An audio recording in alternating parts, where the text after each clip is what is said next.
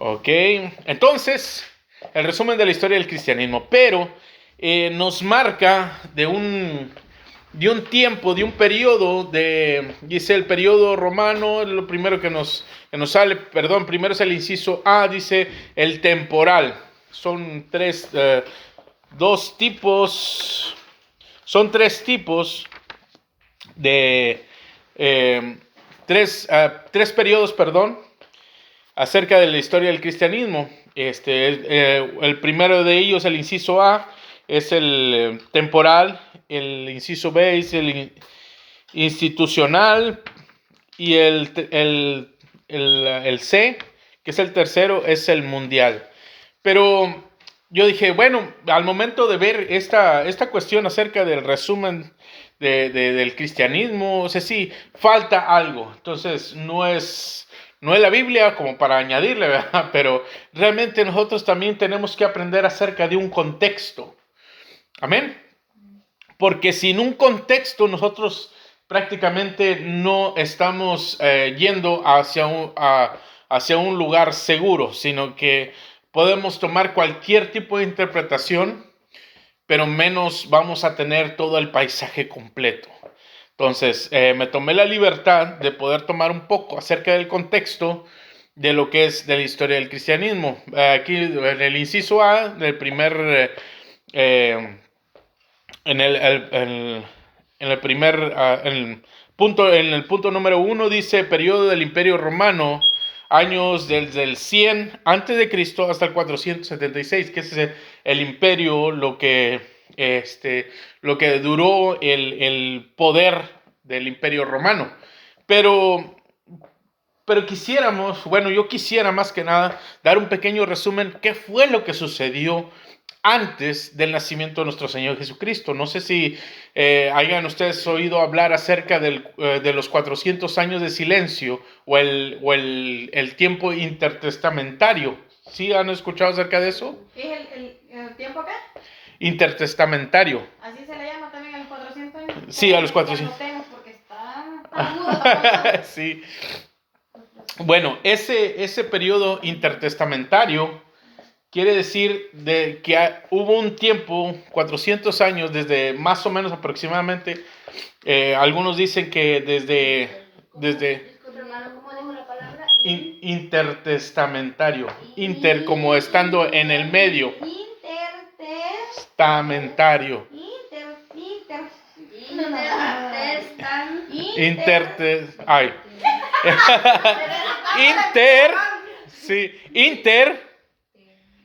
Testamentario. Ok. Intertestamentario, sí. Que quiere decir que en medio de los dos testamentos. ¿Eso quiere decir? En medio de los dos testamentos. Se presume, se dice que desde Juan el Bautista hasta Malaquías, que fue el último de los profetas del Antiguo Testamento, pasaron 425 años aproximadamente. Entonces, ¿qué pasó todo ese tiempo? ¿Qué fue lo que sucedió? Eso es lo que vamos a ver hoy, para poder comprender un poco más acerca del contexto, porque en realidad, si se da cuenta, en los tiempos del Antiguo Testamento no había sinagogas, y de repente en el Nuevo Testamento o en los tiempos de los evangelios, cuando se escribió, bueno, los evangelios se escribían mucho después de cuando aconteció, ¿va? Pero cuando llega nuestro Señor Jesucristo ya hay sinagogas. ¿De dónde salieron los fariseos, los saduceos? ¿Y dónde salieron todos ellos? Eso es lo que muchas veces nosotros tenemos que saber, ¿me entienden? O sea, sí. Y otra cuestión también, de que qué pasó con el pueblo judío. Porque lo que los destruyó desde que salieron desde Egipto, desde Éxodo, siempre el pueblo se inclinó hacia los dioses extranjeros. Pero ¿qué pasó en ese tiempo? Porque cuando llega a nuestro Señor Jesucristo ya no se mira una imagen como que están adorando dioses. O que de repente nuestro Señor Jesucristo empieza a tumbarles una estatua de Baal. No. Sí se da cuenta. O sea, ¿qué pasó con todo ese asunto? Y eso es lo que vamos a ver ahorita. Y después vamos a ver el resumen de la historia del cristianismo, pero ya nos vamos a basar a lo que es en el folleto. Pero quisiera hablarles acerca de esto, del tiempo intertestamentario, ¿me entiende? Entonces, ¿estamos listos? Ok, vamos a ver. Dice, el periodo intertestamentario o el periodo de los 400 años de silencio, no hubo revelación de Dios, pero sí hubo muchos hechos históricos que es necesario conocer. O sea, sí, en el tiempo intertestamentario se le llamó el tiempo, los 400 años de silencio, porque hay testimonio de que Dios no habló en ese tiempo, no hubo profetas, no hubo revelación de parte de Dios. Entonces, pero sí hubo muchos hechos históricos en los cuales marcaron un futuro para tanto para el pueblo judío como también para la iglesia. Dice, el periodo intertestamentario hubo cambios muy significativos. Primero, el primer cambio que hubo en ese tiempo fue el fin de la idolatría en el pueblo judío. ¿Cuál fue el primero, dice? El fin de la idolatría del pueblo judío. Como que después de tanto Dios tratar con el pueblo israelita o el pueblo judío, por fin se dieron cuenta que en realidad no había otro Dios más que el único Dios verdadero. Entonces, si se da cuenta, cuando ellos son, primero fue el pueblo de Israel, las 10 tribus de Israel, fueron conquistadas por los asirios, pero en el libro de Isaías, creo, marca y dice que el mismo pueblo de Judá, en cierta forma compró o le pagó al rey de Asiria para que conquistara,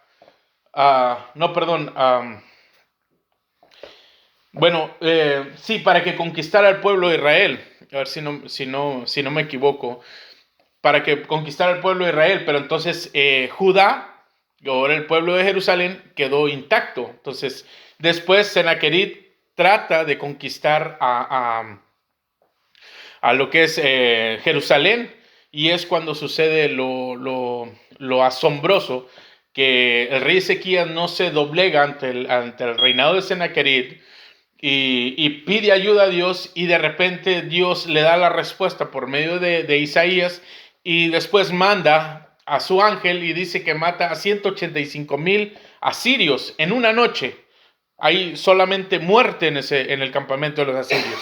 Entonces Dios libra al pueblo de Jerusalén, pero pasa el tiempo y cae después en manos del pueblo del imperio babilónico, por manos de Nabucodonosor II. Entonces, si se da cuenta, lo que fue Ezequiel, lo que fue Jeremías, todo el tiempo estuvieron hablando de que tenía que arrepentirse el pueblo. Incluso Oseas también le estuvo diciendo que el pueblo tiene que arrepentirse de la idolatría, porque estaban adorando dioses dentro, aún así dentro del templo sagrado de Dios, estaban adorando dioses.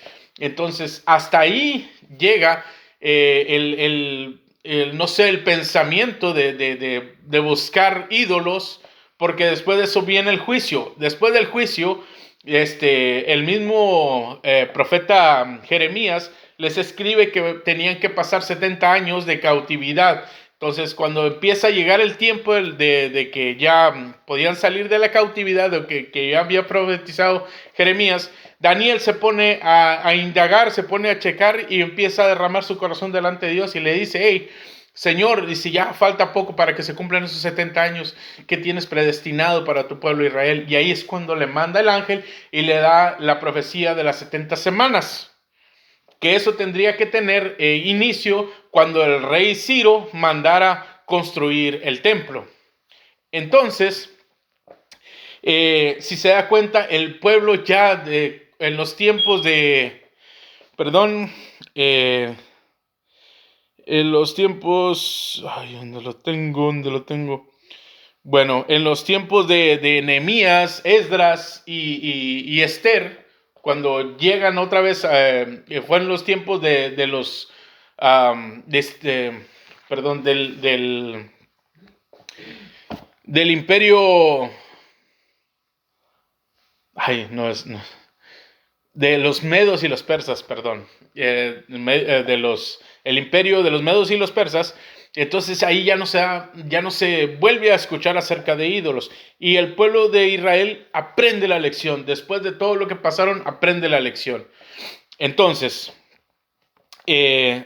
número 1 dice, el pueblo judío, dice, el fin de la idolatría en el pueblo judío. De ahí para adelante, ya ellos se dedican solamente a adorar a Dios en el templo, que fue reconstruido por Esdras. Recuerden, Nehemías reconstruyó los muros de la ciudad, pero Esdras construyó el templo.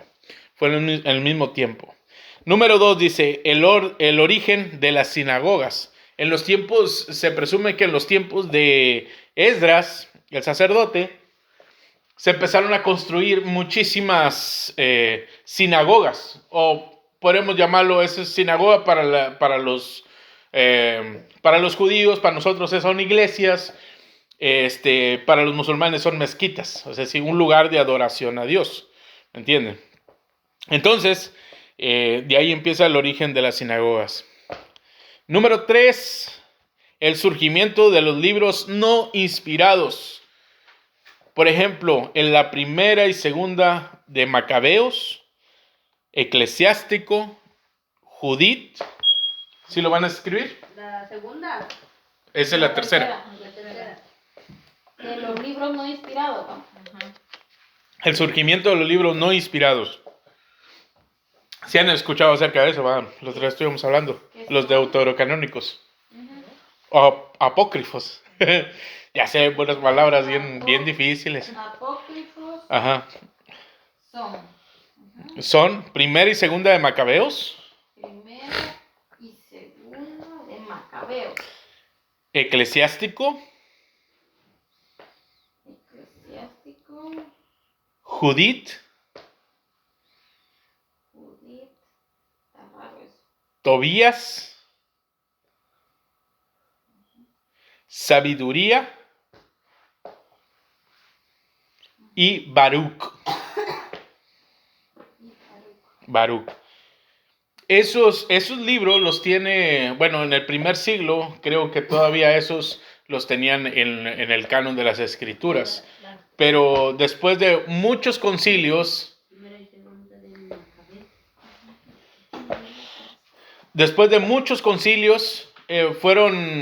el proceso del canon de las escrituras tardó muchísimo tiempo. Y fueron quitando varios de esos libros y fueron poniendo otros hasta llegar a los 66 libros que tenemos ahorita. Los católicos tienen como libros inspirados estos, el primer, segundo de Macabeos, Eclesiástico, todos estos libros deuterocanónicos, los católicos lo tienen como libros inspirados, pero hay evidencias de que Dios no habló al pueblo en todo ese tiempo. Entonces, ¿qué se necesita para que un libro pueda formar parte del canon? Primero, ser escrito por un apóstol. ¿Entienden? O ser un apóstol o un profeta. Bueno, vamos a hablar del Antiguo Testamento, de un profeta, del Nuevo Testamento acerca de un apóstol. El único que se le... de los que escribieron libros del Nuevo Testamento fueron Marcos y Lucas. Pero Marcos, él escribió el Evangelio según San Marcos, pero en realidad Pedro fue el que le dictó a Marcos acerca del Evangelio. Entonces ese prácticamente debería llamarse el Evangelio según San Pedro. Pero por razones de que Marcos lo escribió, le pusieron el Evangelio según San Marcos. Ajá. Pero entonces, sígame. Pero esos libros sí... ¿Es nada más la iglesia evangélica que quitó esos libros? Sí. Bueno, ahorita le voy a explicar un poquito más porque hay algo aquí muy interesante. No es solamente usar los libros. Porque también allí el otro día yo me quedé como que sí pensando, y sí tengo esa duda, de que, ¿por qué los quitaron? Si también dice que uno no puede ni quitarle ni ponerle a la palabra del Señor. Exactamente. Y entonces, si eso estaba en la Biblia, ¿por qué? ¿Por qué los quitaron? O sea, aunque no hubieran sido... Por lo que dijo, porque dice que estos libros no se tienen como inspirados, no hay evidencia de ello, de que lo haya escrito algún profeta o algún apóstol o algún no sé qué otro. Sí, bueno, es que para poder, eso era lo que estaba yendo, para poder ser un libro inspirado necesita ser escrito por un profeta o por un apóstol, y eso es lo que estaba tratando de enseñar, porque a lo mejor me va a decir, bueno, ¿qué hay de Lucas? Lucas no fue un apóstol, él era él tenía ¿cómo le dijera? El trabajo de llevar el evangelio, y podría llevarse apóstolos, que eran aquellos que llevan el mensaje, aún así con su vida, pero no fue apóstol de Jesucristo. ¿Me entienden? Entonces, ¿por qué entonces el de Marcos? Y Marcos era sobrino de Bernabé. Se le llamaba Juan Marcos, más bien. Entonces, ¿por qué ellos sí y este no? Bueno, ahí les va la situación. Porque Marcos, como le decía, escribió el evangelio, pero siendo dictado por Pedro. Entonces, ahí hay una, ¿cómo le dijera? ¿Cómo le dijera? Hay alguien dictando el evangelio que es un apóstol real, ¿me entiendes? De los que tuvieron con Jesús desde el inicio de su ministerio hasta que él también lo vio resucitado y ascendió hacia el cielo, ¿me entiendes? Entonces, Marcos escribió conforme a lo que le dictó Pedro, pero entonces Lucas, ¿qué? Bueno, lo que sucedió con Lucas, porque también puede decirme, Lucas tampoco no era un apóstol. Bueno, Lucas, si usted se da cuenta, al principio, en el capítulo 1, versículo 1, luego dice, Teófilo, te he escribido estas cosas en el Evangelio según San Lucas, te he escrito estas cosas para, y ponerlas en orden para ti, ¿entiende? O sea, sí, como que fue un libro narrativo. Hechos de los Apóstoles también es un libro narrativo. El mismo Lucas investigó con los demás apóstoles y discípulos de Jesús para escribir el libro de Lucas. ¿Y cómo podemos saber que lo que le dijeron a Lucas es correcto? Por eso, ¿cómo podemos saber? Poniéndolo a la par con el Evangelio de Mateo y con el Evangelio de Marcos. ¿Me entiendes? Por eso esos tres libros se le llaman libros sinópticos, que quiere decir que son similares. ¿Cómo se le llama? Libros sinópticos. ¿Cuáles son? Lucas. Lucas, Marcos y Mateo.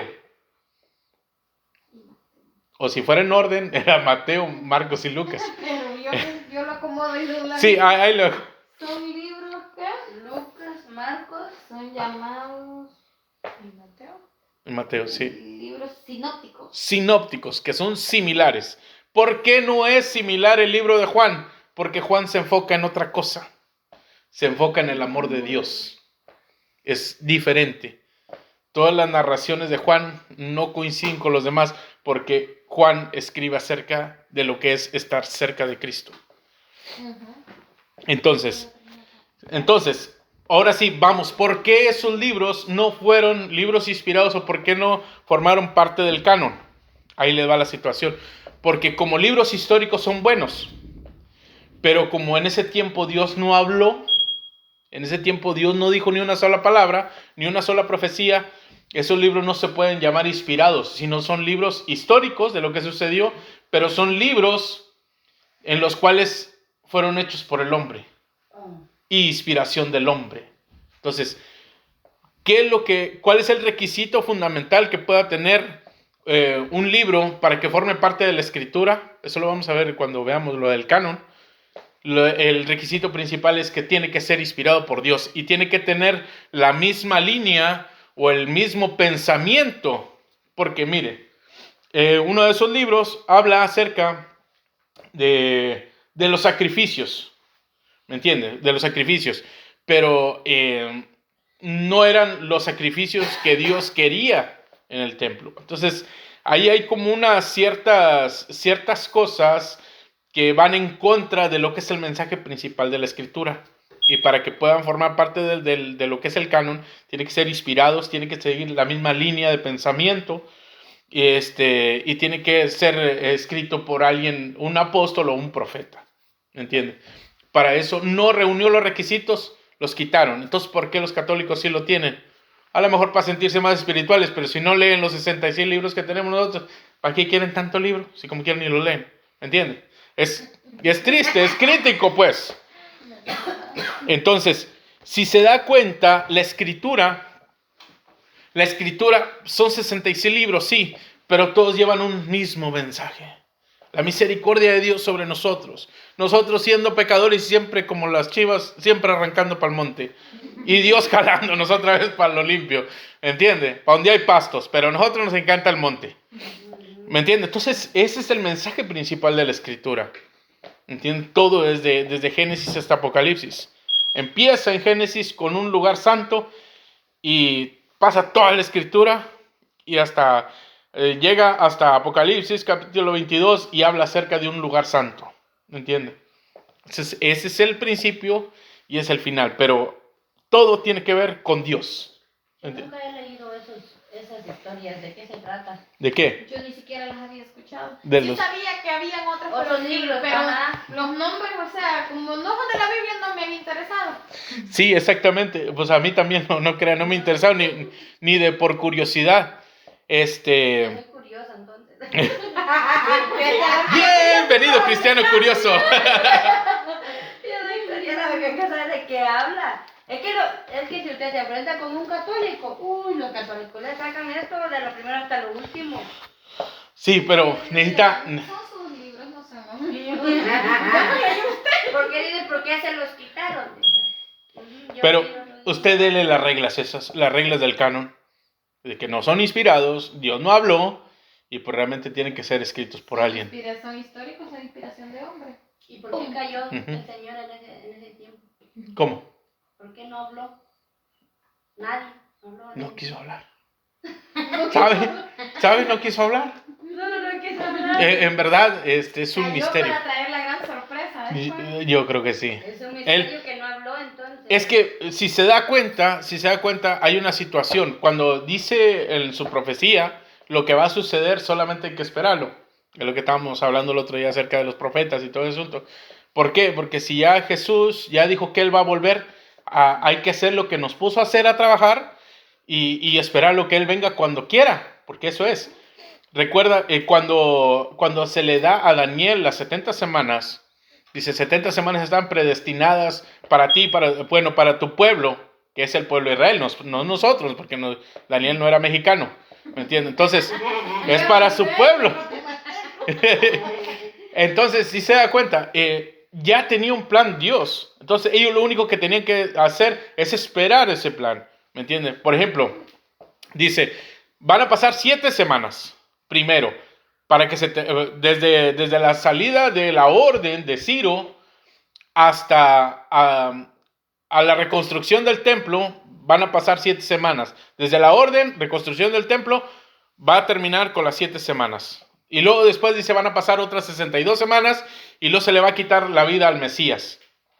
¿Entienden? Entonces, pasan esas 62 semanas, todo ese tiempo de silencio, llega hacia el Mesías. Y con el Mesías se detiene el reloj profético de Dios y por eso dicen que falta la última semana, porque van 69 semanas. Entonces ya Dios ya tiene predestinado todo, ya tiene listo todo. Solamente hay que esperar, ¿me entienden? Por eso no podemos decir, no, es que la profecía y esto. Está bien, Dios dijo que sí iba a haber, iba a suceder estas cosas en los últimos tiempos, pero lo único que tenemos que hacer es nosotros trabajar. Lo que está sucediendo, mire, bueno, vamos a hacer un pequeño paréntesis. Lo que está pasando ahorita en Israel, pasa como con el COVID también, ¿me entiende? Pasa como con el COVID. Empezando el año, no, que este es el año de la visión, que es el 2020, es el año de la visión, viene prosperidad, y tómala para la semana, las 2 semanas, el COVID que se agarra bien y bonito.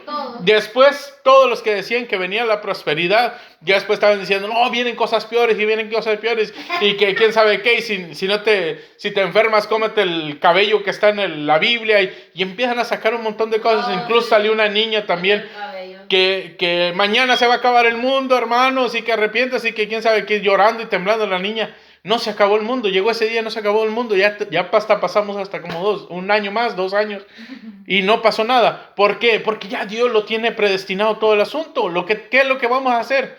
Pues sabemos que todas estas cosas tienen que suceder, tenemos que trabajar más duro y levantar nuestra cabeza, que sabemos que pronto va a venir el Señor. Hay que prepararnos, sí, hay que estar listos, pero eso es lo que tenemos que hacer, estar listos, ¿me entienden? Porque pasa como con las Torres Gemelas. Las iglesias se llenaron cuando pasó lo de las Torres Gemelas. Pasaron 2-3 meses y ya venía la mitad de la iglesia. Y ya cuando ya pasaron 3-4 meses, los mismos miembros, los mismos de siempre. Sí, ¿por qué? Porque en realidad nomás cuando sentimos la lumbre cerquita es cuando nos estamos animando, pues. Entonces, ¿qué es lo que está sucediendo ahorita en Israel? Bueno, vamos a ver qué está sucediendo. Para de una vez aprovechando el chisme, ¿verdad? Porque no me gusta el chisme, me gusta la información. Bueno, ¿qué es lo que está sucediendo en Israel? Pues, mire, han sucedido tantas guerras en Israel, que a lo mejor puede ser una más de esas guerras, o puede ser que ya sea el tiempo donde se tiene que sentir esa presión, donde tiene que levantarse un hombre y diga, yo voy a controlar todo el asunto, un imperio mundial. Vámonos, ¿me entiende? Eso es lo que puede suceder. Viene la Agenda 2030, puede que ahí venga, pero para esto necesita estar preocupado Israel, necesita estar bien tensa la situación para que llegue alguien con poder estratégico tremendo para poder tranquilizar a los musulmanes y a los judíos, poderles poner alto y que firmen un tratado de paz, ¿me entiendes? Donde hay paz, ¿para qué quieres paz? Si hay paz. Pero donde hay guerra, la gente suplica por paz. ¿Me entienden? Entonces, ahí toda esta situación solamente hay que estar viendo, somos espectadores. Pero recuerda lo que dice en 2 de Tesalonicenses capítulo 2, dice que le llegó la carta, bueno, el apóstol Pablo les habla en 1 de Tesalonicenses capítulo 4, les habla acerca de que la venida del Señor y que vendrá con trompeta y con voz de arcángel y con trompeta de Dios y los muertos en Cristo resucitarán primero y todo eso. Entonces dicen que los tesalonicenses en aquel tiempo pues se pusieron tan nerviosos que empezaron después a salir unos falsos maestros y empezaron a decir que ya la resurrección ya se había ejecutado. Entonces dijeron, ya nos quedamos. Pero entonces el apóstol Pablo escribe otra carta en la 2 de Tesalonicenses y dice, hey amigos, no se dejen llevar por cualquier cosa que les digan. Dice, porque si esta carta no está firmada por mí, no la reciban. Dice, porque esto no va a pasar hasta que primero se manifieste el anticristo y así. ¿Me entienden? Entonces, ellos ya estaban preocupados por esa situación. Pero entonces, ¿nosotros qué? Cuando llegue nuestro Señor Jesucristo por su iglesia, necesitamos estar preparados solamente. ¿Me entienden? Seguir trabajando como si tardara mucho en venir. ¿Me entiendes? Pero estar preparados como si viniera hoy en esta noche. Todos los días hay que preparar. Señor, perdóname, yo creo que la regué, le tomé a la leche así de la botella. Señor. Soy rebelde, Señor. Pero ¿me entiendes? Es así. Entonces, ¿qué es lo que está sucediendo? Ahorita el pueblo, bueno, lo que hicieron estos islamistas, los de Hamas, fue algo inhumano. Fue algo inhumano realmente. Yo tengo una pregunta antes de que... ¿Por qué ese es conocido como pueblo Hamas? Hasta ahorita que está la guerra, escucho yo. No, son terroristas, es un grupo terrorista. Ajá, pero ¿por qué se le llama Hamas? No sé, según por las siglas, es que no es Hamas, es H-A-M-S. Pero se pronuncia como Hamas. Hamas, con H. Pero entonces... Por las siglas, es un grupo terrorista, puede ser históricamente algunos asesinos que matan gente así, ¿me entiendes? Algo así. Sí, es según que pelean por lo de que Ismael era el primogénito. Sí, es la misma pelea que siempre han tenido. Sí, yo sé.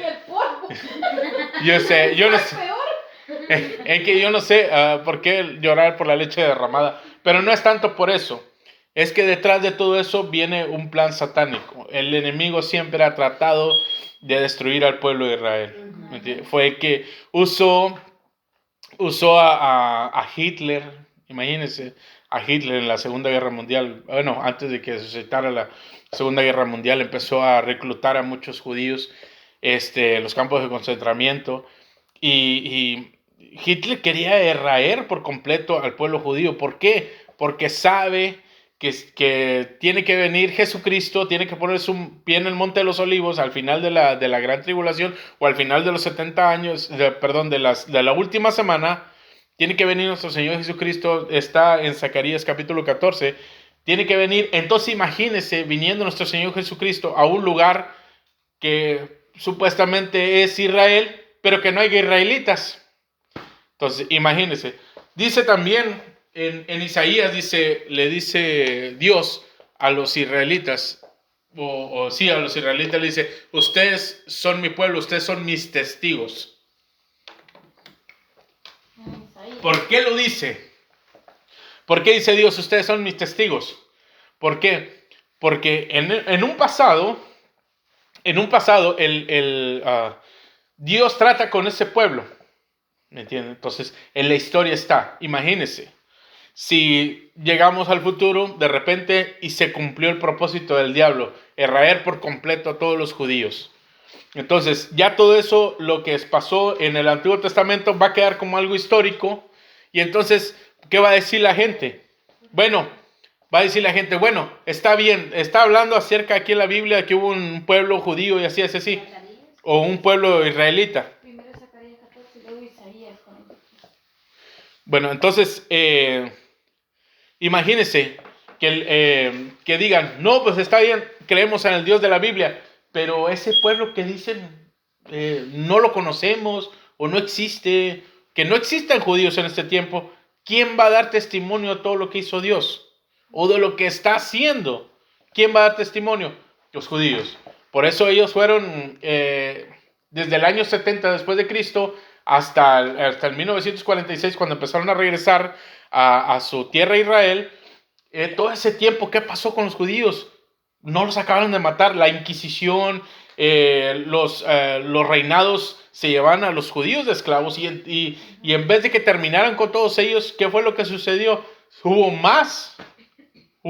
Y entonces, imagínense, dice que en la Conferencia de las Naciones Unidas dijo, ¿qué vamos a hacer con todos los que liberamos de los campos de concentramiento? Mataron a 6 millones de judíos, pero hay otro bunch acá. ¿Qué hacemos? Vamos a darle un pedacito, decían, vamos a darle un pedacito ahí en África, no sé, por el Congo, no sé. Ahí les damos un pedacito para que ahí, pues, hagan un pueblo, una nación. Y ellos dijeron: no, nosotros queremos ir a nuestro pueblo, a Israel, que anteriormente fue llamado Palestina. Desde que sacaron a los judíos de su tierra, les cambió el nombre, un emperador romano le cambió el nombre a Palestina, que es tierra de filisteos. Entonces todo ese tiempo fue llamado Palestina, hasta 1946, cuando regresan los judíos. En el 48 ya se establece como una nación libre y soberana llamada Israel. ¿Entienden? Entonces, ¿quién todo ese tiempo se perdió de todo eso? ¿Entiendes? O sea, sí. ¿Qué pasó con el pueblo ese? De repente sale de la nada. Estaba profetizado también que un pueblo nacería en un día. ¿Quién hace eso? Solamente Dios. Por eso dice: ustedes son mis testigos. ¿Por qué? Porque son sus testigos de anteriormente y son sus testigos ahorita en este tiempo. Entonces, eso solamente nos enseña que hay un Dios y hay un Dios todopoderoso, y es un Dios que trae a su pueblo, quita a su pueblo y pone reyes, quita reyes. Es lo único que tenemos que entender, ¿me entienden? Y que si Él prometió a los judíos que iban a regresar, pues sí, imagínense, si dijo nuestro Señor Jesucristo que Él iba a regresar por nosotros, Él lo va a hacer, ¿me entienden? Por eso tenemos que tener esa confianza. ¿Y quién más va a servir como testimonio de eso? Más que los mismos judíos. Entonces, cuando miren que se destruye por completo Israel, entonces sí, pueden agarrar la Biblia, pueden quebrarla, pueden quemarla, pueden hacer lo que quieran. Pero como eso no va a suceder, ¿me entiendes? Está triste, ¿va? Sí, analizando de que yo miré una película que se llama El niño de la pijama de Ryan. Oh my God, eso está hermosísimo. Que no la miré completa, sino que salió un pedacito de lo miré. Y sale de cómo los reclutaban con niños y los metían en un horno. vivos en Era una cámara de gases. Le soltaban ciertos gases y caían. Bien feo. Está buena esa película también. Mike, si es muy sensible, olvídelo. Sí, yo sí soy muy sensible. Los No. locos eran No, yo con nada estoy. Para llorar. no me acuerdo si se llama el niño de la pijama azul o el niño de la pijama de raya. Nomás así, el niño de la pijama, parece. Parece que sí se llama. También ya la vi, está bonita esa película. Ya te quieres ahogar. Bueno, entonces, número 4 dice, se le da auge a las tradiciones rabínicas. O sea, sí que surgen los... Se le da auge. Ajá, ¿Qué? a las tradiciones rabínicas.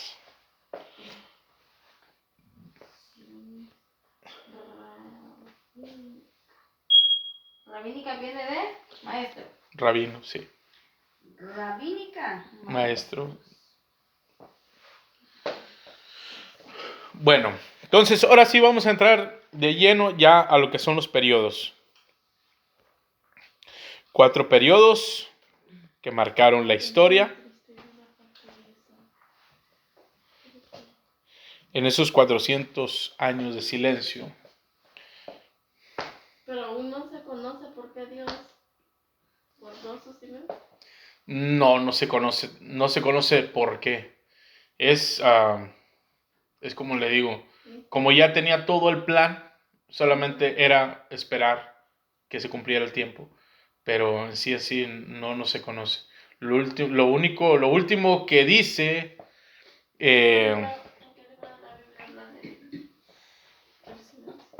¿Mande? No, creo que la Biblia no habla. No. No habla, simplemente No. por eso se deja la hoja en blanco. Porque el silencio es que no hay Oh. nada. Entonces, Nada. que esa hoja de la Biblia significa el silencio de Dios. No pienso que no, porque no lo sé, en verdad. Yo pienso que ese es como nomás es para diferenciar que está saliendo uno del Antiguo Testamento para entrar al Nuevo Testamento. Pero si checa en Malaquías, eso es el último mensaje que da Malaquías en Malaquías capítulo... Perdón. Ay, no. Aquí está. No, sí, yo también vi. ¿Del agua en blanco? A mí me habían dicho que eso significaba. Que era el silencio de Dios. Aplazada, yo creo.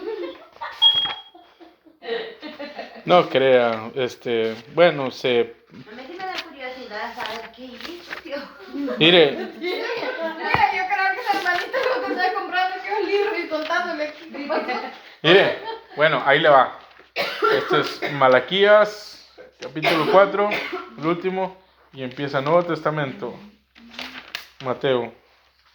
Ahí está, o sea, sí, no hay mucha diferencia. Es que, no sé, pero en ese tiempo, ahorita, yo miro muchas palabras, empoderamiento, unción y profecías. O sea, sí, como le dijera, nueva revelación.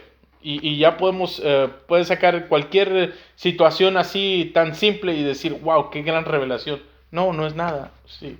La revelación es que nuestro Señor Jesucristo vino y nos salvó. Esa es la máxima revelación.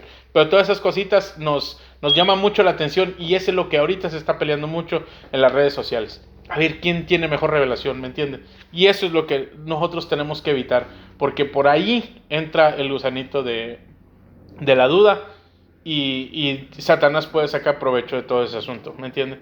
¿Qué es lo que está sucediendo ahorita con todas esas personas que salen en vivos en las redes sociales y uno se pone a escuchar lo que dicen y hablan muchas cosas que son incoherentes muchas veces y otras antibíblicas, ¿me entienden? Pero siempre buscando la gloria para ellos. Y aunque digan, la gloria es para Dios, no, mentira, yo ya escuché que la gloria te la estás llevando tú, ¿me entiendes? Hay uno que se llama Canelitas o no me recuerdo cómo se llama, uno flaquillo, pero ese, yo me acuerdo, lo recomendaban mucho ahí en Facebook y cada rato me lo topaba. Bueno, así, ¿qué? Y ya me puse a escuchar una vez y no, qué prosperidad y que quién sabe qué, quién sabe cuánto. Bueno, dije, bueno, ya sé por dónde vas, mi chavo. Entonces ya cuando pasó esto, lo del COVID, empezó con eso de que, que este es el caballo del Apocalipsis, el amarillento, el tercer jinete del Apocalipsis. Y empezó a hablar que el tercer jinete, y dije, bueno, ¿y a qué hora se pasaron los otros dos? ¿Entiendes? Porque, mire, si se da cuenta, en Apocalipsis capítulo... Sí, se adelantó, sabía más, correr más recio. Pero si se da cuenta, Apocalipsis capítulo 6 habla acerca de, parece que es el primero, es el caballo blanco, donde viene un jinete, dice, con un arco, una corona y un arco. La corona tipifica autoridad, el arco tipifica guerra, pero como el arco no tiene flecha, eso tipifica que viene una persona militarmente, pero viene en forma de paz, porque no trae flechas. Después de eso viene el caballo rojo, que trae destrucción, guerra. Después de las guerras, ¿qué sigue? Empiezan las hambres, las epidemias por las personas muertas, empiezan a levantarse infecciones y todo ese asunto. Y ahí ya viene el caballo amarillo, ¿entiende? Y después el caballo negro, que es el que viene y trae, y viene la muerte, ¿me entiende? Ya va a acabar con un montón de personas, ¿me entiende? Pero si se da cuenta, cómo se brincó ese hombre tratando de dar interpretación básica y teológica y, ¿cómo se dice? De los últimos tiempos, brincándose los otros dos caballos, ¿me entiende? No tiene sentido. Mire lo que dice, bueno, ya cambiando de tema, mire lo que dice en Malaquías, el último versículo, dice Malaquías capítulo 4, versículo 5. Estoy por enviarles al profeta Elías, que era Juan el Bautista, antes de que llegue el día del Señor, día grande y terrible. Él hará que los padres se reconcilien con sus hijos y los hijos con los padres, y así no vendré a herir la tierra con destrucción total. O, dice la Reina Valera, con maldición. Entonces, si se da cuenta, ya Malaquías, aquí por último dice, el Señor dice así, estoy por enviarles al profeta Elías, o en este caso, a Juan el Bautista, que preparará el camino del Señor. Por eso. Hasta que se manifestó. Estoy por enviarles y pasaron 400. Sí. Pues ya ve que para Dios un día es como 1000 años y 1000 años como un día. O sea, sí, está medio difícil. Pero bueno, vamos a ver. Primer periodo. Son los periodos históricos hasta la venida de nuestro Señor Jesucristo. Hasta el nacimiento de nuestro Señor Jesucristo. Perdón. Periodo persa. Dice, los persas gobernaron a los judíos durante el periodo del retorno de la tierra a la tierra de Israel en los tiempos de Nehemías, Esdras y Esther. Los profetas fueron Ageo, Zacarías y Malaquías, el que estuvimos pronunciando hace ratito. Entonces, en ese tiempo, ya dice que los persas ya se portaron más tranquilamente, incluso dieron, si se da cuenta, en Nehemías. En el periodo, ¿Cuál es el periodo persa que lo ando buscando aquí en la Biblia? Ajá. Oh, no, esos son los escritos. Todavía estamos en el internet. Todavía estamos en el intertestamentario, sí. Bueno, los otros fueron solamente un resumen pequeño, pero viene ahora sí, ya lo que es más a profundidad acerca de los periodos. El 1, periodo persa. Ajá, periodo persa. Pues le voy a recomendar mejor, nomás escriban y solamente los periodos, porque sí está bastante larguito este asunto y me gustaría, no me dio tiempo para sacarlo limpio, pues lo voy a sacar limpio para regalarle la hoja, para que la tengan ahí, porque es muy interesante esta información. El periodo persa. Periodo persa, ¿qué dijo que era? Dice, los persas gobernaron a los judíos durante el periodo del retorno a la tierra de Israel, en los tiempos de Nehemías,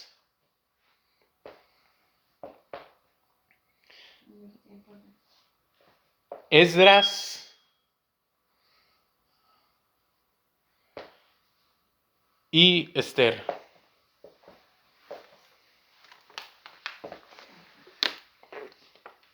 Creo que con eso se identifica el periodo. Sí. Dice, y los profetas en ese tiempo, del periodo persa, fueron Ageo, Zacarías y Malaquías.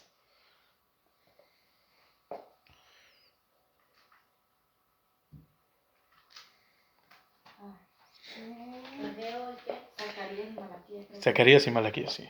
Eso es interesante porque si se da cuenta, aparecen lo que es Nehemías, Esdras y Esther, aparecen en los libros históricos. ¿Me entienden? Pero, y luego después siguen los libros de poesía y luego siguen los de profecía. Entonces, si uno trata de ubicar el orden que tiene la Biblia, piensa uno que los libros históricos pasaron en los tiempos no sé, antes de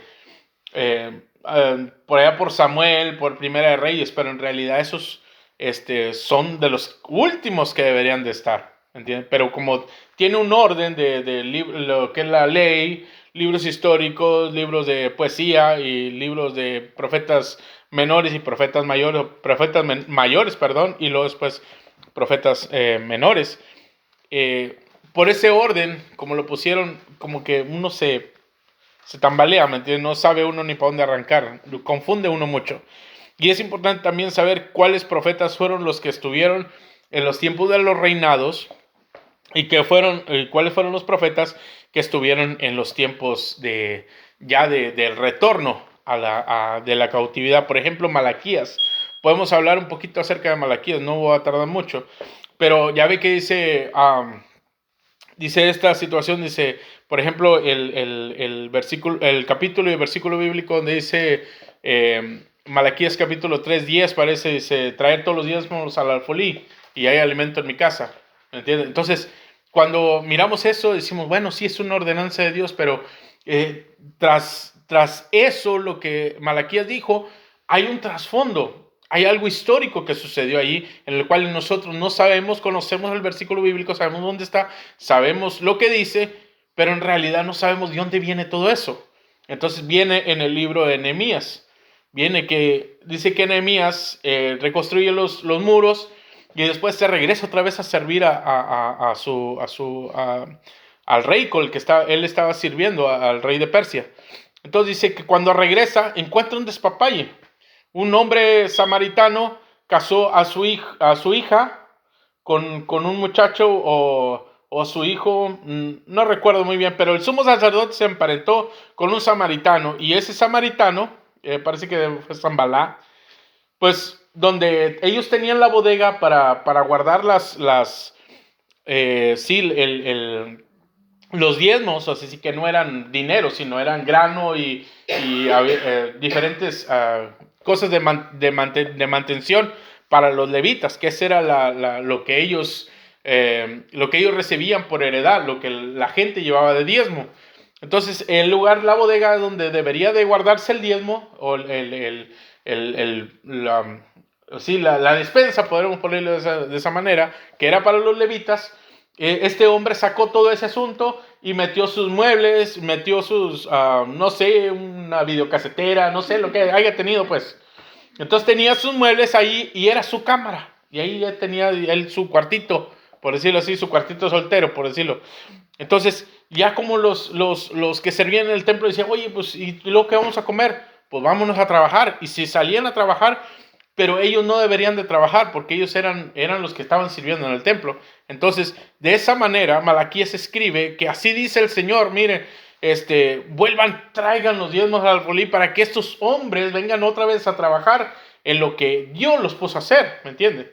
Entonces, de esa manera, dice, si no, voy a maldecir sus cosechas y los voy a maldecir. Entonces, si se da cuenta, también dice en Malaquías, no recuerdo si parece que el capítulo 2 o 3, habla acerca también, una reprensión acerca de que le llevaban los animales tuertos, cojos, mancos, y el mismo Dios le dice, hey, a mí me traes lo malo, lo jodido, me lo traes a mí, preséntalo pues a tu príncipe, a ver si le va a gustar. Pero sí, preséntalo a alguien que está en un rango alto para ver si te lo va a aceptar. Y como a mí sí me lo traes, todo un puro mugrero. ¿Entiendes? Porque la gente no estaba haciendo lo que Dios les había puesto a hacer.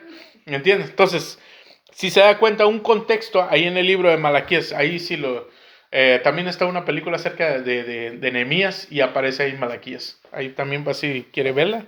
Creo que es de los testigos de Jehová, pero está, como le dijera, sí está bien alineadito. No, sí. Es que ese no es el problema de ellos. El problema de ellos es que no pueden aceptar a Cristo como Dios. Ese es el asunto. Pero ellos sí, si escuchas, incluso sí, el sábado... quitan es en el Nuevo Testamento, ¿verdad? Que el Antiguo Testamento está acabando. Está intacto. Quitan ellos. En el Nuevo Testamento. ¿En serio? Eso no lo sabía. Tienen muchas cosas alteradas ahí. Ajá. Y muy escondidas. Bien escondiditas. Pero solo en el Nuevo Búscame, por favor, a ver si alguien me lo puede buscar. Romanos capítulo 9, versículo 5. Romanos, Amén. Yo la ando, pero como... Romanos, Romanos capítulo 9, versículo 5. Y me lo lee, por favor. sí.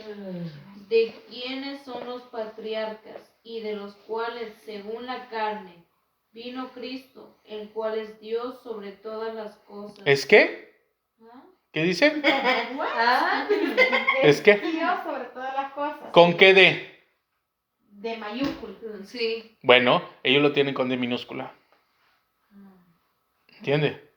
Pues sí, esa es una de las cosas más importantes en las cuales uno puede tener la salvación. Reconocer que Jesucristo es Dios. En Santiago capítulo 1 me parece que también hay una alteración. ¿Sí? No lo he visto. Yo nomás sé que en todo lo que tenga que ver con Cristo, ahí es donde lo menosprecian mucho. Pero bueno, palabra es palabra y ellos le mueven mucho y pues, ni modo. Mire, yo le voy a decir, el sábado llegaron a la casa y estuve platicando un rato ahí con ellos. Sí, mis amigos.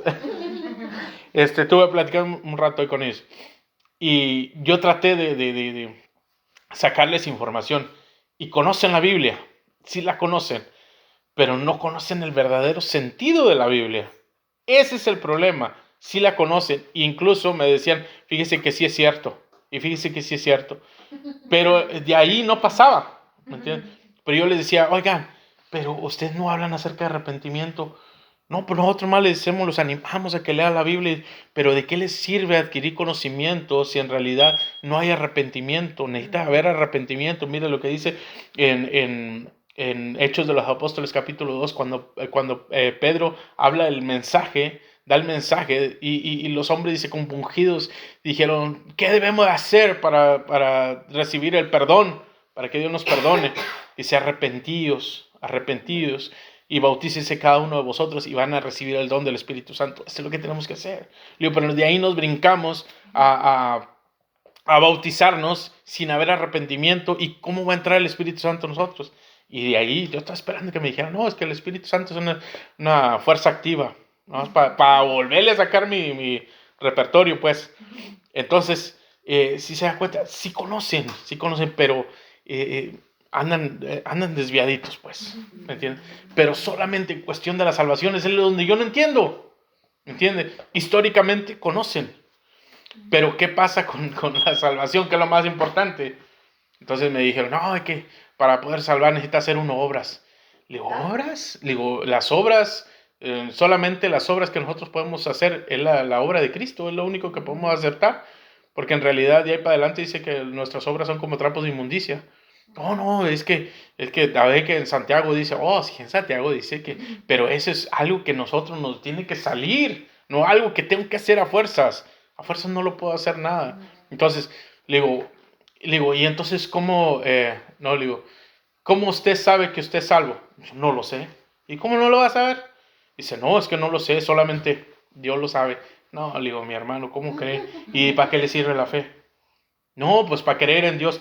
Por eso, mire, mi hermano, yo le voy a decir una cosa. Yo sé que yo soy salvo. ¿Y sabe por qué?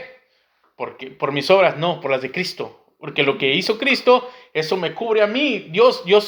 Estoy absento delante de Dios por lo que Cristo hizo. Dios no va a ver mi condición, va a mirar la condición de Cristo en mí. Eso es lo que tengo que hacer. Dice, pero pues no puedes saberlo. Sí, porque de ahí viene la fe. Yo tengo fe que Cristo me salvó porque aún así tengo su Espíritu Santo dentro de mí, que dice la Escritura que son las arras hasta que Él venga. Es la garantía de que hasta que Él venga. ¿Y dónde dice? Pues ahí dice la Biblia. No, hombre, ya se me hacía que... Se me convertía, ¿no? sí, ya casi Me convencía. me convertí en la Santa Inquisición para corretearlos. No se crean. Bueno, seguimos. El periodo griego. ¿Recuerdan la estatua de Nabucodonosor? Daniel, en Daniel capítulo 2, habla acerca de la estatua que soñó Nabucodonosor y le dice, Daniel interpretándole el sueño, le dice, mira, rey, la estatua eres tú mismo. Mire, pero en realidad dice, esto es algo de parte de Dios. Mire, la cabeza tipifica el imperio babilónico. Dice, los hombros y las manos tipifica el reino de Medo y los persas, que son el tórax y las manos. El vientre es el imperio griego. Y por último dice el imperio romano, que son las piernas. Bueno, y después sigue el último imperio, que va a ser el imperio del anticristo, que va a ser los 2 pies. Entonces, cumpliéndose la profecía, llega el imperio griego, somete al imperio persa, y por medio de Alejandro Magno se conquista todo lo que los persas habían conquistado y ahora ya eran del imperio griego. Dice, los griegos vencieron a los persas por mano de Alejandro Magno en el año 333 a.C. Un año después conquistaron Jerusalén. Llegaron hasta Jerusalén. Dice, los griegos ejercieron dominio sobre los judíos por 165 años. O sea, sí, 165 años pasaron bajo el imperio griego, pero no todo el tiempo fue rey Alejandro Magno. En el tiempo de la conquista griega se le impuso el idioma y la cultura griega, pero aquí quisiera hacer un pequeño paréntesis.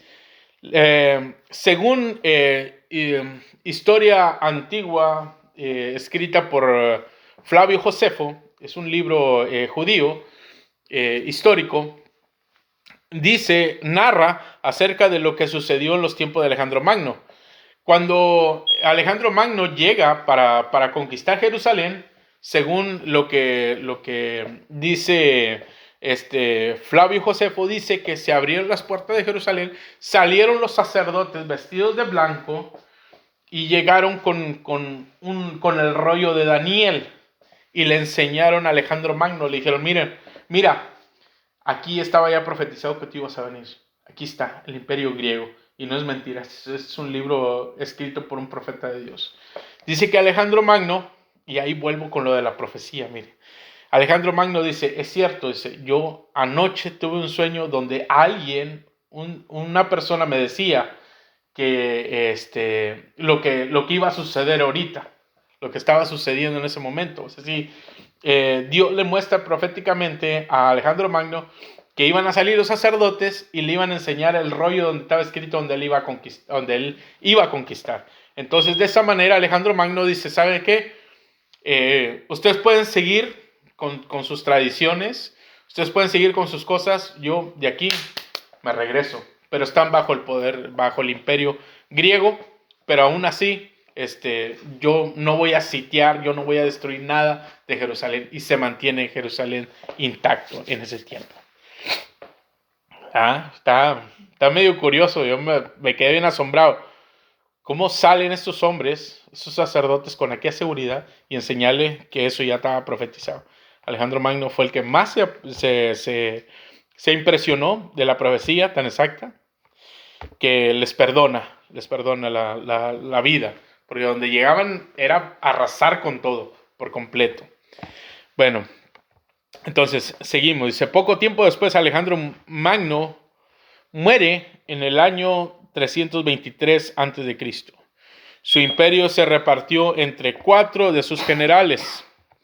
Después de ¿Qué año muere, disculpe? en el 323 antes de Cristo. Dice, su imperio se repartió entre sus 4 generales. Ahí está en Daniel capítulo, no recuerdo si es 7, está la profecía del macho cabrío, que tiene un solo cuerno. Dice que después ese cuerno se quiebra y salen otros 4 cuernos. Eso fue lo que le enseñaron fue lo que le enseñaron a Alejandro Magno los sacerdotes. Y esos 4 cuernos tipificaban 4 generales que se iban a quedar con todo el territorio conquistado. Entonces dice,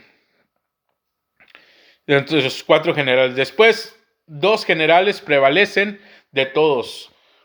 Ptolomeo y Seleucido. Seleucido queda en Asiria, en la parte de Asiria, perdón. Y Ptolomeo se queda en el área de Egipto. Entonces, si se da cuenta, bueno, geográficamente, entre Siria, ¿Cómo se llama el primero? Seleucido, Seleucido. ¿Dónde gobernó? desde Asiria, Ah, sí. ¿Y el primero dónde gobernó? Ese fue Seleucido. Seleucido Seleucido y el otro Ptolomeo en Egipto. y Ptolomeo en Egipto. Ese en Siria, Ujú. y otro en Egipto. Sí, de Egipto. Pero si ve, geográficamente, en mero medio de esos 2 queda Israel, quedaba Jerusalén. Entonces llegaban los seleucidas, hacían destrucción y todo ese asunto, y luego después llegaban los ptolomeos y ellos dicen que eran más tranquilos. Los que sí eran muy sanguinarios eran los seleucidas. Pero los ptolomeos eran un poco más pacíficos, perdón. Cuatro generales, 2 prevalecieron, 2 a saber qué se hicieron.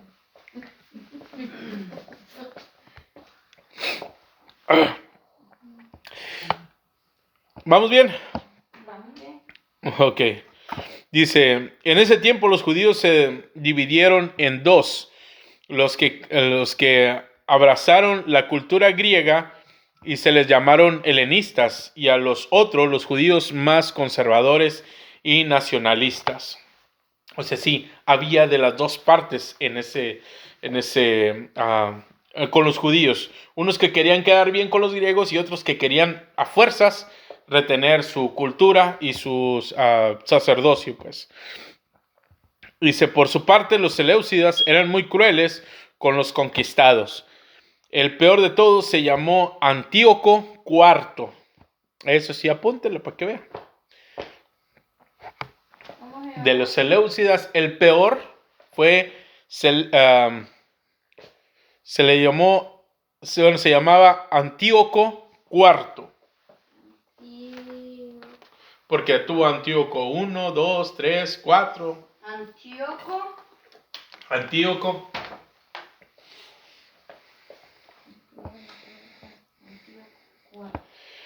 Mire, esas fueron las cosas que hizo este hombre. El Antíoco IV. El Antíoco IV dice, y estas fueron sus hazañas. Primero, número 1, devastó a Jerusalén en el 167 antes de Cristo. ¿en qué fecha? En el 167 antes de Cristo. Recuerden que estos hombres eran griegos, eran o sea, sí, ellos seguían siendo el imperio griego, no eran otro imperio, seguían siendo el mismo imperio griego. Pero de los 4 generales nomás habían quedado 2, y de ahí sus descendencias fueron los que estuvieron reinando. Número 2 dice, profanó el templo, o sea, sí metió dioses paganos. Ahorita lo vamos a ver en el periodo de los macabeos. Metió dioses paganos. Sí, dioses de paganos. Profanó el templo. Número 3. ¿Están listos? Ajá. Número 3. Sacrificó un cerdo en el altar. Esa es la abominación desoladora. Esa es una de las abominaciones desoladoras. Te da falta que venga el anticristo de nuestros tiempos y haga también lo mismo. ¿Mm? Sacrificó un Dios en el altar. Es cerdo. Fue un cerdo. Ah. Y sí, pues Dios. Oh my God. Es que usted está sorprendido. Y yo estoy sorprendida de qué es lo que hizo. O sea, me imaginé en el altar sacrificando. Se me fue. Bueno, número, ¿qué es? 4. Otro. Y se hizo un altar a Zeus. Entonces, por esa razón, unos querían quedar bien con él y otros decían, no, ¿cómo van a meter este mugrero aquí adentro? Ajá. Número 5 dice, prohibió el culto en el templo y bajo pena de muerte la circuncisión. O sea, si no quería... ¿Prohibió el culto de qué? prohibió el culto en el templo, así que hubiera todavía hubiera sacrificio y todo eso, bajo pena de muerte y la circuncisión, lo que es el pacto de los judíos. Que sigue el 6, dice, destruyó todos los ejemplares de la escritura que podían hallarse. O sea, si todos los libros o todos los rollos los mandó destruir este sinvergüenza.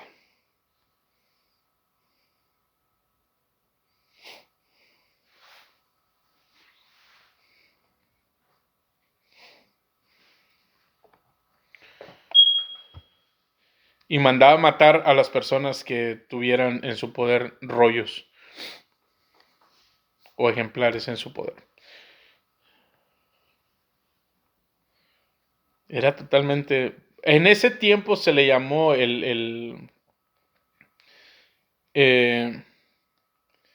bueno, las personas que estudian estas cosas dicen que fue uno de los primeros anticristos, por lo mismo de todo lo que hizo.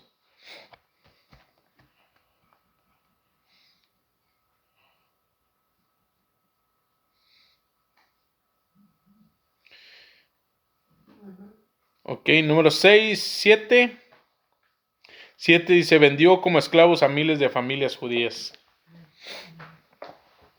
Hizo un desastre. Totalmente.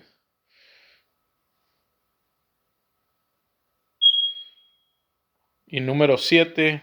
8. 8 ya. Wow. Ok, el 7 dijo, vendió a miles de familias. Judíos. Como esclavos. Como esclavos, miles de familias. El 8.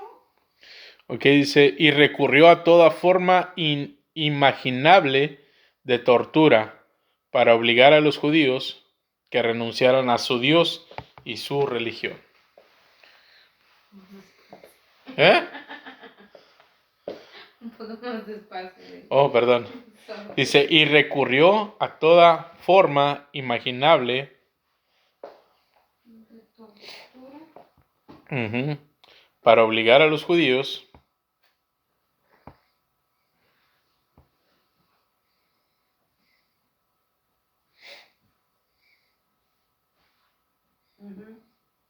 A renunciar. a su Dios y su religión. Si se da cuenta, esas son las características principales del anticristo. Es que parece que lo está escribiendo. Sí, exactamente. Todo eso se tiene que cumplir también en estos tiempos. Todo esto tiene que pasar otra vez. Sí, Pero eso ya va a pasar cuando Dios ha venido por su iglesia, ¿verdad? sí. Sí, exactamente, porque Dios no nos ha predestinado para ira, sino para alcanzar Sí, salvación. porque yo digo que me voy a ir con Dios. Yo no me voy a quedar Pues para estamos eso. aquí Y me voy para la iglesia y me voy para el cielo. Y yo la- Ay, no, Señor, que nos ayude ahí. Nos dijera Jairo, yo sí no me quiero quedar. Ahí le va un bonus. Dice en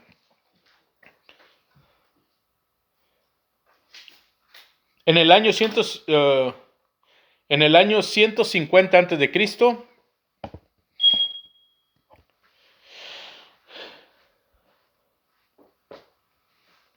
150 antes de Cristo se termina de traducir la Septuaginta. ¿De traducir el qué? La Septuaginta. La Septuaginta. Aginta. La Septuaginta. Aginta. Aginta. ¿Qué significa eso? Aginta. Empecemos por eso. Ok. ¿Recuerdan de este hombre Ptolomeo? Ajá. Ese hombre Ptolomeo en lo que fue, él estuvo en Egipto. Él es el que reinaba en Egipto. Él mandó construir, creo que fue él el que mandó construir la biblioteca más grande. Es una de las 7 maravillas del mundo antiguo. En esas bibliotecas se trajeron escritos de todas partes, incluso lo que es los escritos de los judíos, también se llevaron a ese lugar. Pero había un hombre, el que cuidaba ahí todos los escritos. Ese hombre le dijo, oye, dice, pero batallamos mucho para traducir todos estos escritos. Entonces lo que hace Ptolomeo, manda le dice, manda a alguien que le diga en Jerusalén al sacerdote Eliezer, le dice que necesita personas para traducir los rollos que estaban escritos en hebreo, traducirlos al griego. Entonces dice que ellos mandaron a 70 personas de los estudiosos de los judíos para que tradujeran la Septuaginta, que tradujeran todos los rollos del Antiguo Testamento, los tradujeran al griego. Entonces se presume que los escritos que se usaron en los tiempos de Jesús estaban escritos ya en griego, porque cuando llegó Alejandro Magno, una de las cosas que quiso él es helenizar todo el imperio, o sea, sí, inculcar las costumbres y el idioma griego. Griego en griego es Helene, por eso es helenizar, no porque todos con la hermana Elena. No, o sea, sí, helenizar eso significa convertir a todos al idioma griego. Entonces se presume que los rollos que se leían en las sinagogas en los tiempos de Jesús estaban escritos en griego por causa de la Septuaginta. Entonces, ¿Cómo puedo la resumir eso? Septuaginta, tuve que proponer que La Septuaginta- la traducción de griego. Del hebreo al griego. Ajá, Ahí está. Por mandato de Ptolomeo. Traducción del griego. Del hebreo al Del griego. hebreo. Del hebreo al griego. Por mandato. Ujú. ¿De quién? De Ptolomeo. De Ptolomeo.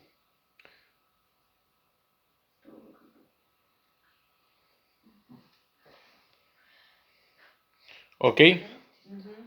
Bueno, seguimos entonces. Entonces, ya hablamos de la Septuaginta. Ok. Vamos a ver el tercer periodo, el periodo de los Macabeos. Si recuerdan que estábamos hablando de que Seleucido destruyó el templo en el 167 a.C., bueno, ahí en ese tiempo es cuando se levantan el tiempo de los Macabeos. Mire lo que dice, ya hablando acerca del periodo de los Macabeos, pero todo eso va junto.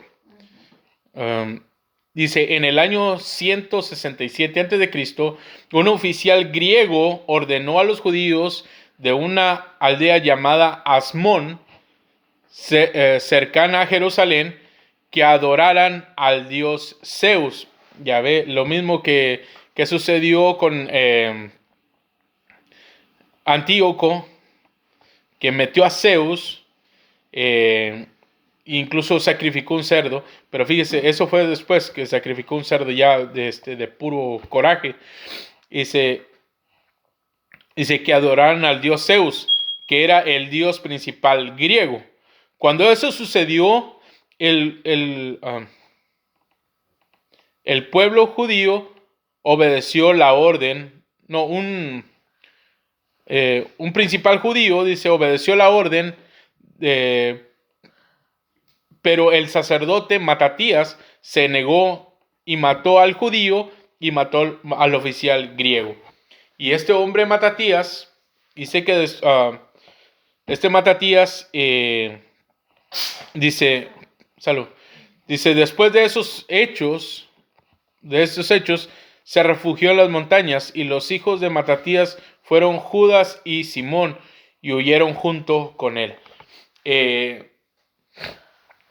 Esos hombres se negaron, porque ellos no, recuerda que estuvimos hablando de que hubo hombres que no se dejaron influenciar por las costumbres griegas, sino que tenían un celo por las cosas sagradas, por las cosas de Dios. Entonces dice, ellos llegaron a vencer a los griegos y lograron independizar su nación, los macabeos. Ellos se levantaron en contra de los seleucidas y los echaron fuera y libertaron la nación de Jerusalén. Claro, pero primero Antíoco destruyó el templo, hizo un despapalle. Y luego después, estos hombres, después de todo eso, echaron fuera a los griegos. Y entonces dice, su versículo lema era Éxodo capítulo 15, versículo 11. No lo voy a leer todo, nomás voy a leer el parrafito que era el lema de ellos, porque ellos estaban peleando. El lema de ellos era, ¿quién como tú, oh Jehová? Que en hebreo es Mikamoka Balim Yahweh, en las cuales las iniciales son M, C, B, Y. Por eso se le dio el nombre de Macabeos, porque en hebreo significa Maccabi. Entonces por eso les dieron el nombre de Macabeos. M, C, B, Y. Porque las palabras en hebreo, ¿quién como tú, oh Jehová? En hebreo es mi Kamoka Balim Yahweh. Moca, Balim, Yahweh. Sí. Me podría aprender. Es fácil. Por eso se le llamó los macabeos.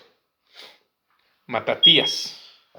Bueno, eso fue lo que sucedió con los macabeos, pero aún así hay fragmentos de lo que sucedió con los macabeos. Y ahora vamos al cuarto periodo, el periodo romano.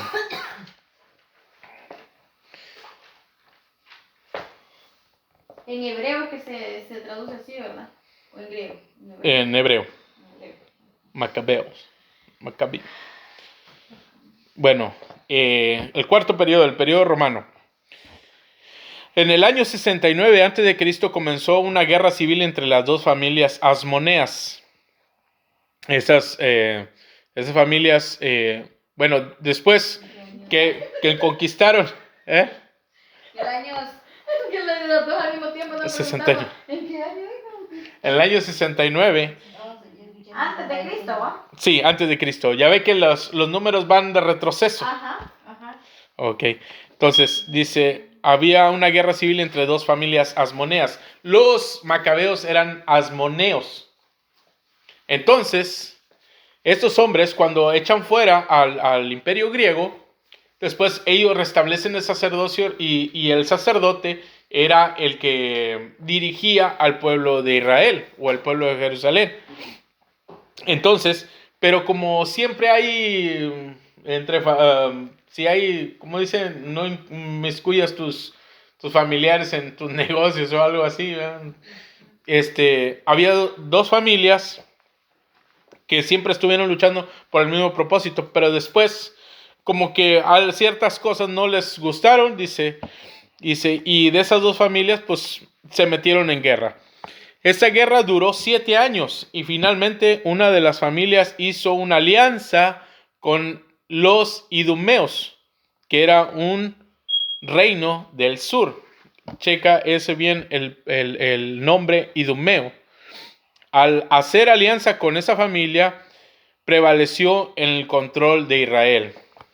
Entonces, una familia asmonita hace una alianza con los idumeos y de esa alianza, pues someten a la otra familia y ellos se quedan reinando. Otro punto dice, esa familia de idumeos que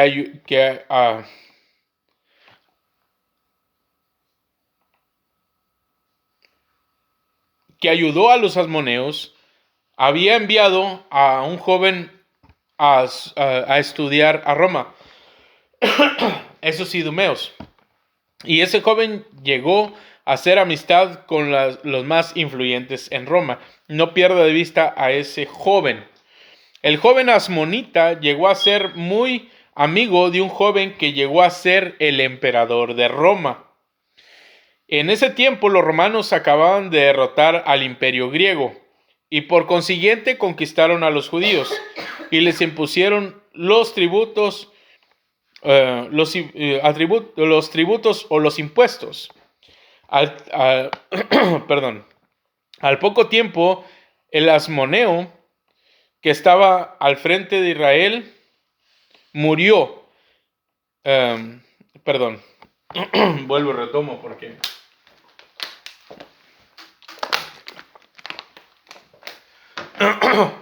Es que ahí como que se me pasaban las letras y tiene varias palabras que están incompletas. Dice, en poco tiempo el asmoneo que estaba enfrente de Israel murió envenenado. Qué casualidad. Y el joven idumeo que había estudiado en Roma se había hecho amigo de Octavio César. Y al no tener gobernante en Israel, Octavio César envió a su amigo del amigo de la juventud, llamado Herodes el Grande. Entonces, si usted quiere saber de dónde salió Herodes, no era judío, era idumeo. ¿Me entiendes?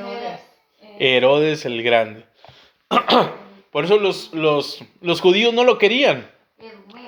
Sí, porque no era de la sangre real de David. ¿Me entiendes? Sí, bien. Pero ya ve lo que son las... Idumeo. Pues de Idumita.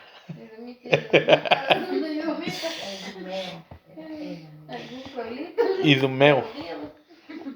Por ahí sus nombres tan raros.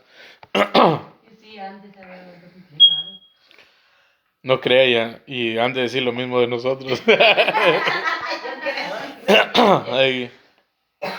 Entonces dice, ese joven era Herodes el Grande. Este Herodes,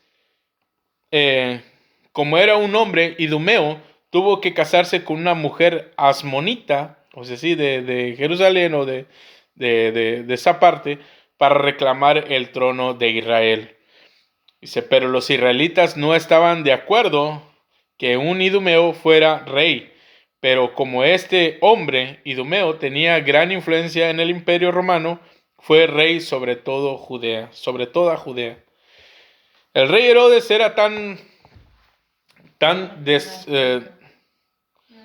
Sí, pero para reclamar el reino. Sí, tenía que casarse con una mujer judía.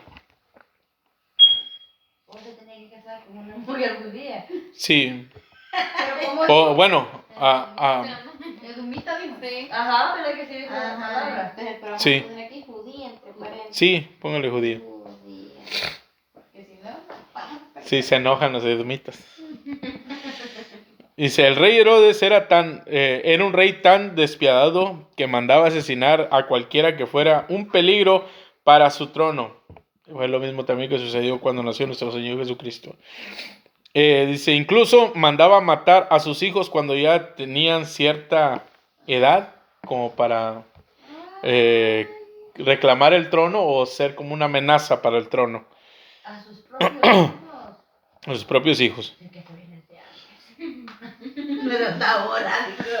Dice, incluso mandó matar a uno de sus cuñados, a sus suegros, incluso hasta su propia esposa.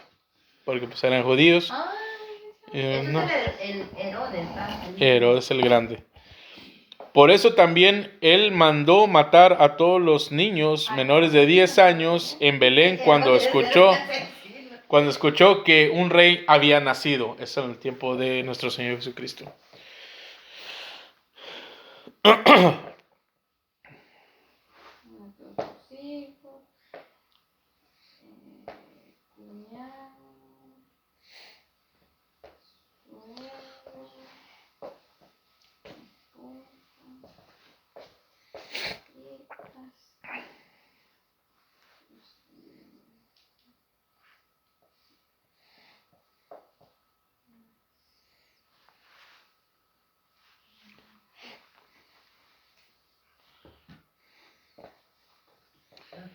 Eso es solamente para colocarlos un poco en lo que es la historia de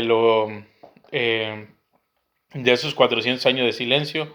Créame que para mí fue una gran bendición estudiar esto. Yo tenía ciertas ideas, pero pues si a uno le platican del agua, pues uno hasta que no la conozca y se meta a nadar es cuando va a sentir, ¿verdad? ¿Entienden? Y eso es bueno, porque no puede uno quedarse nada más con el que a mí me dijeron, porque en realidad todo esto no lo necesitamos nosotros para, ¿cómo dice? Para abastecer nuestro conocimiento acerca de la Escritura. Así no hay nadie que nos diga que no, o que no se puede. Sí, bueno, ahora sí vamos a dar el repaso a lo que dice el folleto antes de que se nos vaya el tiempo. ¿Ok? Porque ya falta poquitito, pero vamos a ver un resumen. Vimos que en el Imperio Romano, bueno, en el inciso A dice el temporal, periodo del Imperio Romano, del 100 antes de Cristo al 446 después de Cristo. Después empieza el decaimiento del Imperio Romano. Puntos esenciales, dice persecución de la iglesia en los tiempos de los apóstoles, mártires de la iglesia. Ahí está todo anotado en la página número 4. Después se levantaron los padres de la iglesia. Esos padres de la iglesia fueron discípulos de los apóstoles. Por eso les llamó los padres de la iglesia. Y después controversias y herejías. Y para que hubiera, porque en ese tiempo también había controversias y herejías de la iglesia, se tuvieron que levantar también los padres apologetas, que esos son los defensores de la fe. Entre ellos hubo muchas herejías o muchas falsas doctrinas. Entre ellas se reconoce mucho una de un hombre llamado Arriano, el cual he mencionado muchas veces porque hizo mucho daño a la iglesia y empezó a enseñar que Jesucristo no era Dios. Entonces, si se da cuenta, ese arrianismo no murió en el primer siglo. No murió, sino que ahora es la misma doctrina que tienen los testigos de Jehová. Incluso también creo los mormones también tienen esa falsa doctrina. Pero para ese tiempo, cuando se levantaba alguien enseñando una falsa doctrina, se levantaban los padres apologetas, hacían reuniones y decían, oye, pero vamos a ver con el peso de la Biblia, a ver qué habla acerca de Jesús y qué les enseñó los apóstoles y esto, los padres de la iglesia, así. Y salían con la conclusión, ¿sabes qué? Jesús sí es Dios. De ahí sale, en uno de esos concilios sale no sé si hayan escuchado en la religión católica hablan del Padre Nuestro que estás en el cielo, santificado sea tu nombre, venga a nosotros tu reino. No, perdón, no, ese no. El que dice, el credo, es el credo. Dice, creo en un solo Señor Jesucristo, nacido de mujer y así. No me acuerdo muy bien, fíjese, hasta eso. No era muy pegado. Gloria a Dios, hermano. ¿Se acuerda usted del credo? No, yo le digo gloria a Dios, hermano, pero no me acuerdo. Bueno, ese salió en un concilio, no es católico. Ese salió de ese concilio. De ese concilio refutando lo que Arriano quería enseñar. Entonces, ese credo no es católico, es del concilio, lo que salió del concilio. ¿Me entiendes? Del concilio. Sí, es que nomás que aquellos chavos se lo agarraron. Bueno, el periodo medieval, desde el año 500 al 1517. ¿Qué pasó en ese tiempo? Del 500 al 1517, perdón. Dice, crecimiento y decaimiento del Papa Romano. Otra, doctrinas católicas romanas. Movimientos espirituales y monásticos. Monásticos era de que empezaban a encerrarse en monasterios. En el año 610, Mahoma y el Islam. Se levanta el islamismo. Desde el 1184 hasta el 1478, la Santa Inquisición. ¿Sí saben quién era la Santa Inquisición, no? ¿No? No.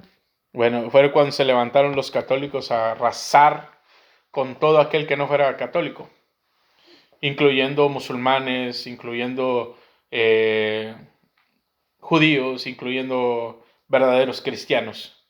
Eso fue, según ellos, era para matar herejes, pero pues los herejes eran ellos. Pero pues como ellos tenían el poder, pues ahí entonces...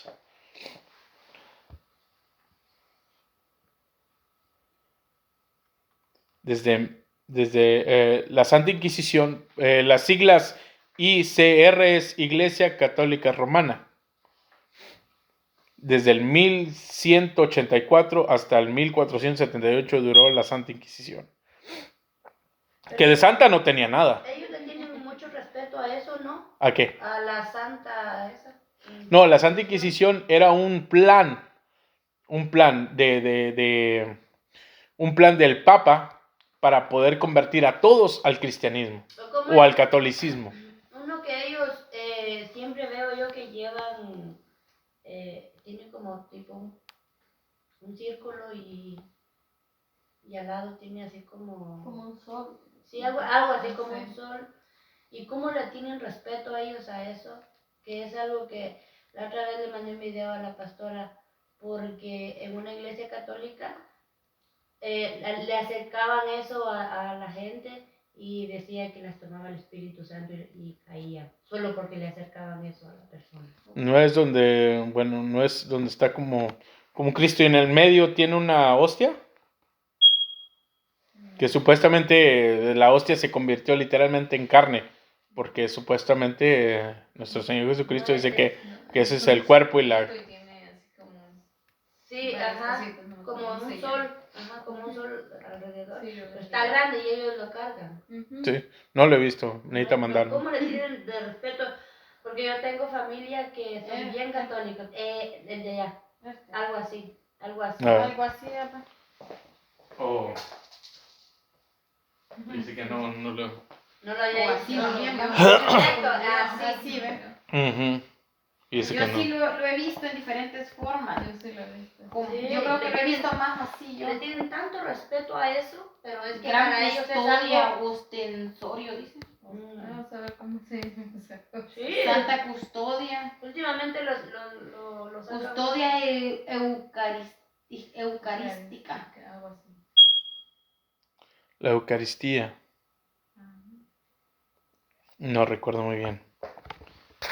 Bueno, la Eucaristía, según ellos, es cuando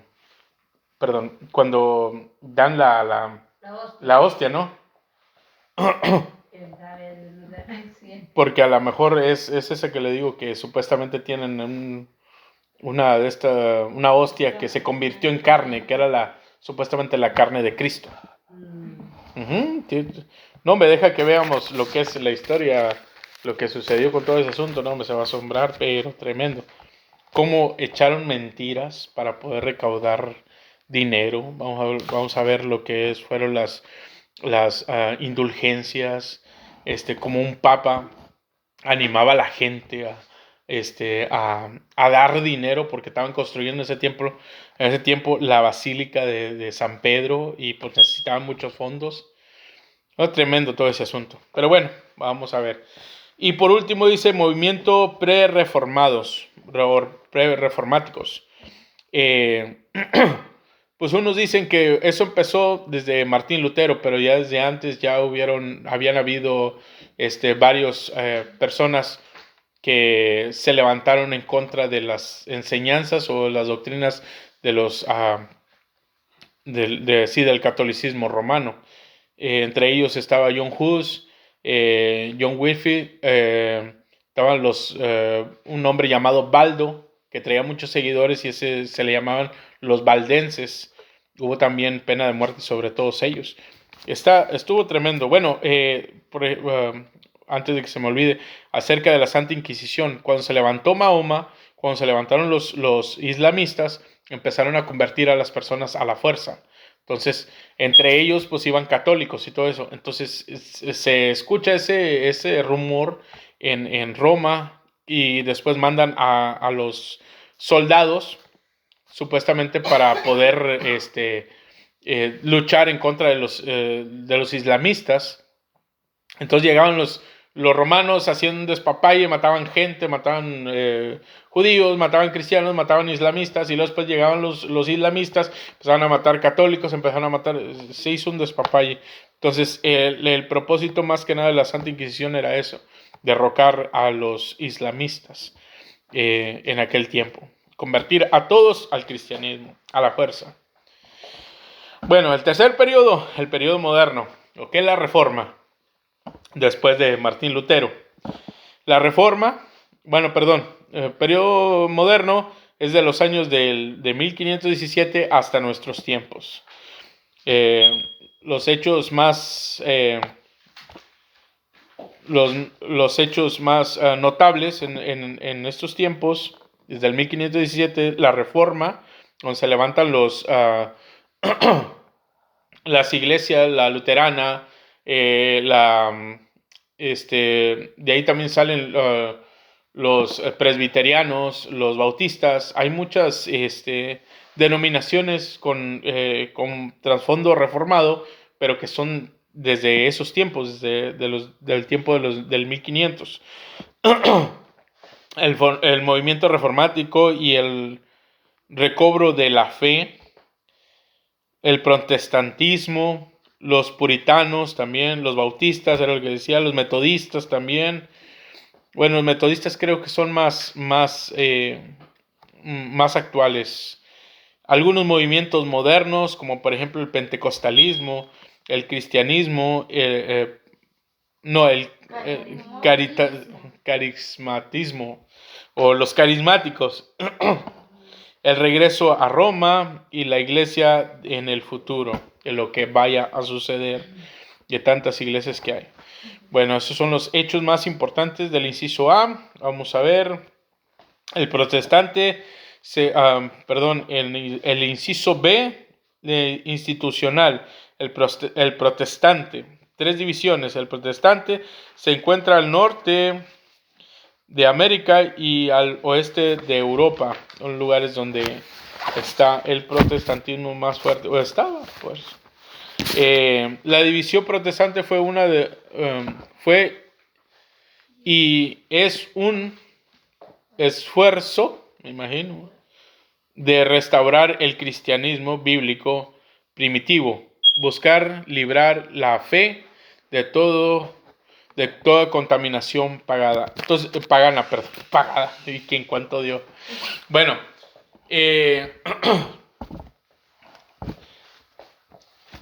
la palabra reformado, ¿sí sabe lo que significa la palabra? ¿Por qué se usó mucho la reforma? ¿Por qué se usa mucho? Porque los católicos dicen, no, los protestantes, pero en realidad los más, podemos decirlo en la línea protestante, no dicen que no se debe decir protestante, sino que se tiene que decir reformado. Entonces, ¿cuál es la intención de que esas personas usaran la palabra reformado? La palabra reformado es volver a formar a lo que era antes. Entonces era el propósito de ellos. no solamente estar en contra de la Iglesia Católica, sino el propósito de ellos era volver a formarse o volver a formar parte de lo que fue la iglesia primitiva. Entonces, esa es la palabra correcta. Volver a tomar la forma de la iglesia primitiva. Por eso nosotros somos de una corriente reformada, porque nosotros no venimos arrastrando con un catolicismo, sino venimos arrastrando con la forma de la escritura, con lo que sucedió en el primer siglo. Bueno, dice el católico romano, ¿dónde están sus centros de operación? Se encuentra al sur de Europa, España, al sur y el sur de América. Estaba escuchando el otro día al pastor Juan Manuel Vaz, y dice que la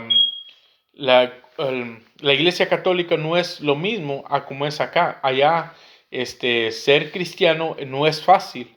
Lo que es en esas partes de Europa no es fácil, porque ahí reina el catolicismo romano, lo que es España, y él es de España.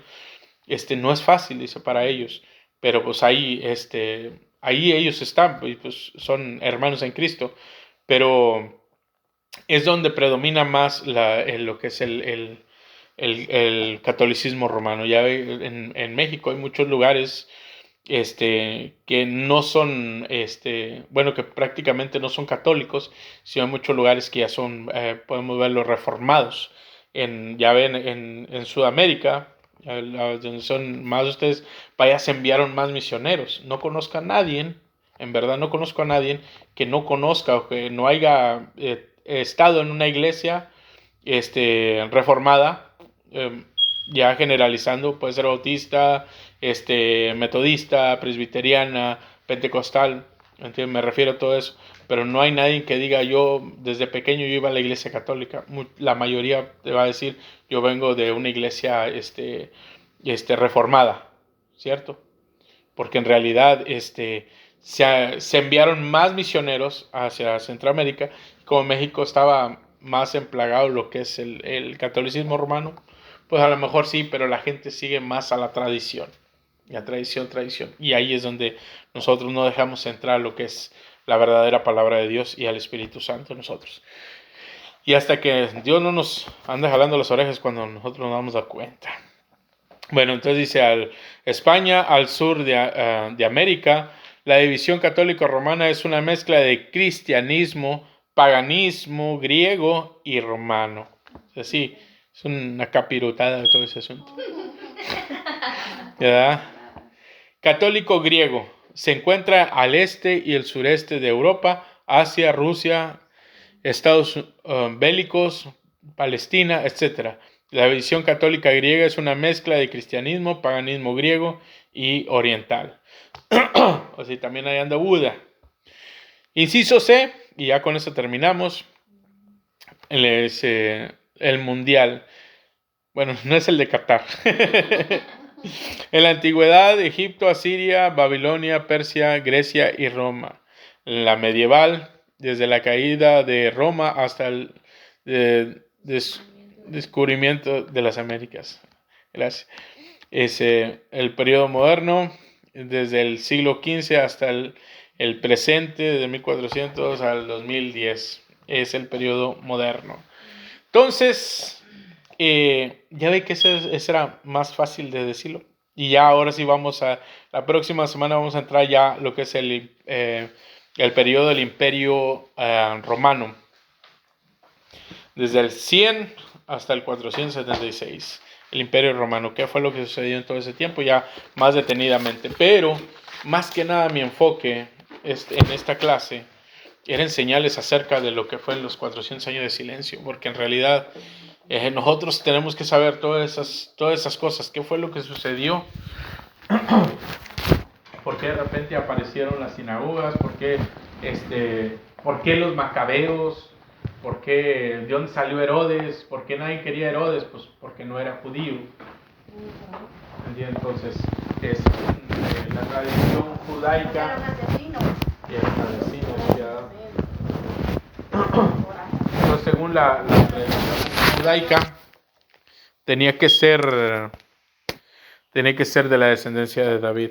Nuestro Señor Jesucristo, en Lucas, en Mateo nos enseña el linaje, lo que es la línea de nuestro Señor Jesucristo por medio de José, y en Lucas aparece lo que es la línea de descendencia de nuestro Señor Jesucristo por medio de María. Ok, entonces